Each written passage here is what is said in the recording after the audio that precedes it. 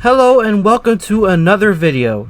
Today, we will discuss the widely known rail line in New Jersey that is no longer operative and has created many memories for people who lived on this line.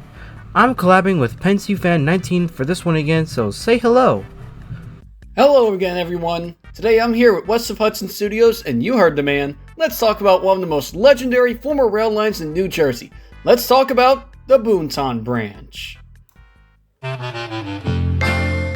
The Boonton Branch is a commuter rail line built by the Morris Essex Railroad that was mainly meant as a freight bypass, but then passenger service became an instant priority for it.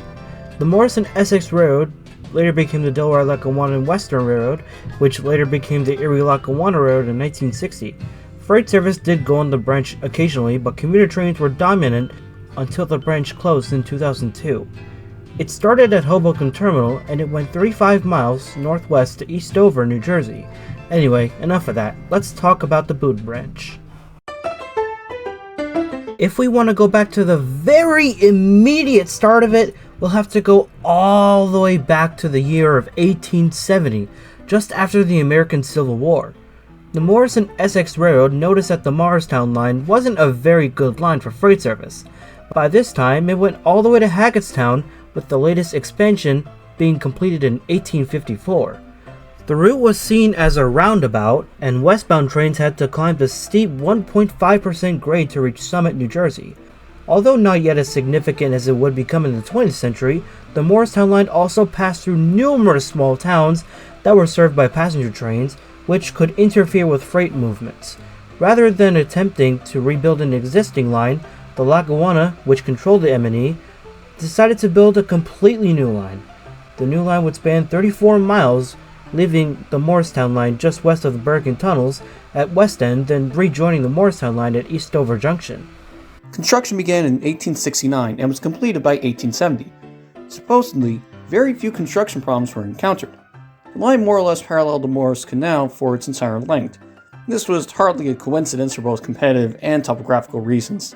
From a competitive point of view, the canal carried significant coal traffic at the time the Boonton Branch was built.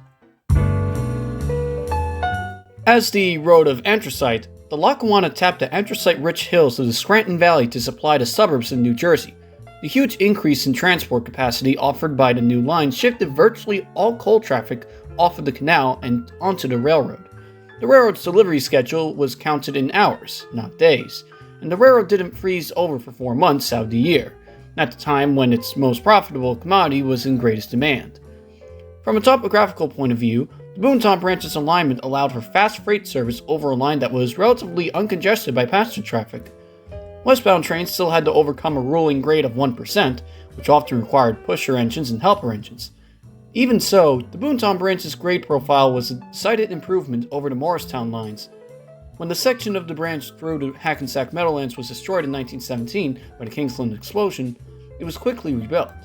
The Lackawanna Railroad's freight business grew consistently from the time of the opening of the Boonton Branch until the First World War. Growth resumed during the 1920s, necessitating additional tracks being laid on the Boonton Branch. The Great Depression substantially hurt the Lackawanna's traffic, similar to most of the American railroads. And although traffic saw a large upswing during the Second World War, by the 1950s the financial outlook was bleak. In an attempt to prevent an almost certain bankruptcy, the Delaware, Lackawanna, and Western merged into the Erie Railroad, its local rival, in 1960.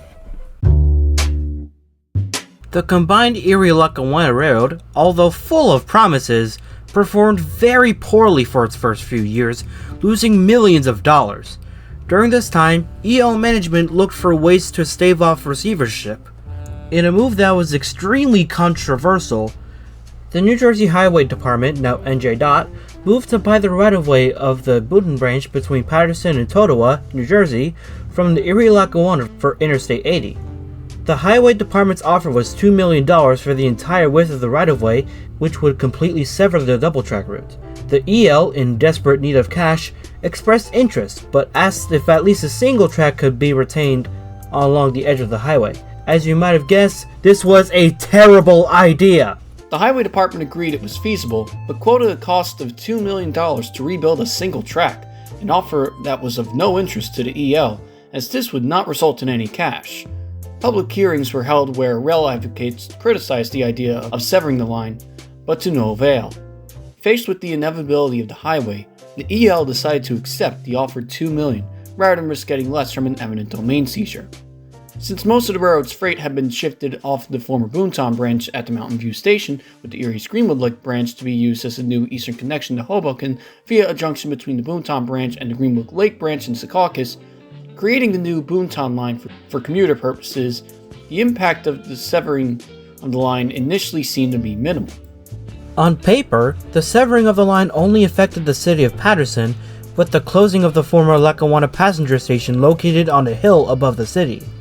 Patterson was already served by the former Erie Main Line station in downtown Patterson and did not protest the closure. What was lost and what would eventually come back to haunt the EL was the previous high-speed freight route. With all that said, I almost completely forgot to give you guys the basic specs of the branch. I said earlier that it went 34 miles northwest from Hoboken Terminal to Dover, making 17 stops. It starts at Hoboken, and it makes stops at the following: Kingsland, Lyndhurst, Delawana, South Passaic, Central Passaic, Athenia, Patterson, West Patterson, Totowa Little Falls, Mountain View, Lincoln Park, Towacco, Montville, Boonton, Mountain Lakes, and Denville before arriving at Dover. Now, back to the history. In a decade's time, after the severing of the line at Garrett Mountain, all long-haul freights would be brought back to the Lackawanna side.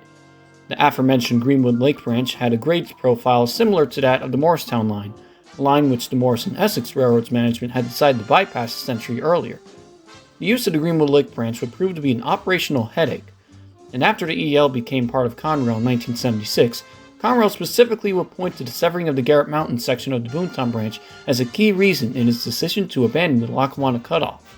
With the opening of the Montclair Connection in 2002, trains over the Boonton Line were rerouted at Montclair over the Montclair Branch, resulting in the renaming of the line to the Montclair Boonton Line. The last train to go over the original Boonton Line made its last trip on September 20th, 2002. The Dover and Delaware River Railroad, which is a short line stationed in Ringgoes, New Jersey, currently operates a short industrial track through the Wayne and Tatoas to serve several industries in the area. It is known as the Tatoa Industrial Branch. This is also the same railroad that shares their main line with the Black River and Western Heritage Railway between Flemington and Ringgoes, with current proposals to extend back to the Delaware River. About half of the Boonton Branch's original station stops are still very active on the current NJ Transit Montclair Boonton and Main lines. For example, Mountain Lakes on the Montclair line and Delawana on the Main line. Service depending on the day and the station is either half-hourly, hourly, or the downright ridiculous schedule of trains past Montclair.